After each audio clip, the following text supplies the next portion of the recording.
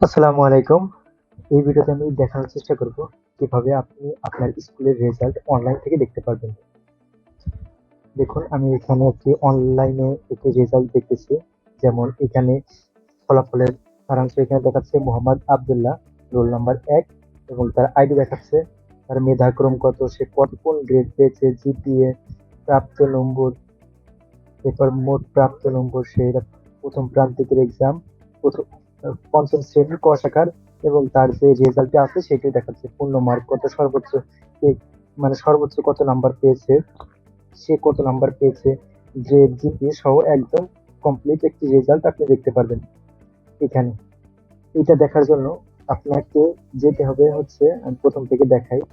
এটা দেখার জন্য আপনাকে যেতে হবে edulab.com এ যাওয়ার পর আপনি এখানে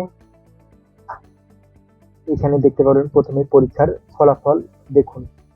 একটি বাটন দেখতে পারেন। আপনি যদি মোবাইল দিয়েও এইখানে প্রবেশ করেন এই ওয়েবসাইটে, তাহলে এখানে দেখতে পারবেন ফলাফল দেখুন। ফলাফল দেখুন ক্লিক করবেন। এরপর এখানে আপনার জেলার নাম দিতে হবে, আপনি জেলা সিলেক্ট করবেন। এরপর উপজেলা সিলেক্ট করবেন। আপনার বিদ্যালয়ের যে নাম, সেই নামটি এখানে শো করবে। আমি ডেমো একটি অ্যাকাউন্ট করেছিলাম, এই জন্য ডেমো নামটি দেখাচ্ছে।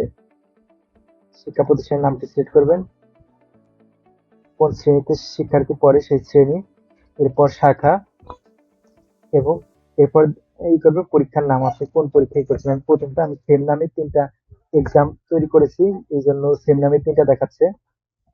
প্রথমটা আমি সিলেক্ট করছি, যেহেতু প্রথম প্রান্তিকেরটা প্রথমেই হবে।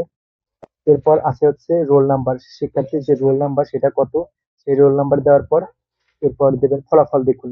ফলাফল দেখুনে ক্লিক করলেই আপনি এখানে ফলাফলটি চলে আসবে, সে কত নাম্বার পেয়েছে। যেমন আব্দুল্লাহ, সে মোট পেয়েছে ৩৮৫ নম্বর, ৭০০ নম্বরের মধ্যে। সে প্রথম প্রান্তিকেরটা আমি সিলেক্ট করেছিলাম, এই জন্য প্রথম প্রান্তিকেরটা এসেছে। এখন আপনি চাইলে এখানে পিএনজি আকারে এটা সেভ করতে পারবেন, অথবা লিঙ্কটা শেয়ার করতে পারবেন। লিঙ্কটা অন্য কাউকে শেয়ার করে দিলে সেও এই রেজাল্টটি দেখতে পারবে। এবং নতুন অনুসন্ধানে গেলে আবার আরেকটি শিক্ষার্থী দেখতে চাইলে সেটাও দেখতে পারবেন। যেমন আমি রোল ২ এরটা দেখি, ২টা ক্লিক করার পর আপনি রোল ২ এরটা দেখতে পাবেন, সে দেখা যাচ্ছে ৪০২ নম্বর পেয়েছে প্রথম প্রান্তিক পরীক্ষায়। এভাবে প্রত্যেকবার স্টেপ বাই স্টেপ যতগুলা খুশি ততগুলো দেখবেন। আশা করি বুঝতে পারছেন কিভাবে আপনি অনলাইন থেকে আপনার স্কুলের শিক্ষার্থীর যে রেজাল্ট শিট আছে সেটি দেখতে পাবেন, সে কত নাম্বার পেয়েছে। এটা আপনি অনলাইনেও ভেরিফাই করতে পারবেন।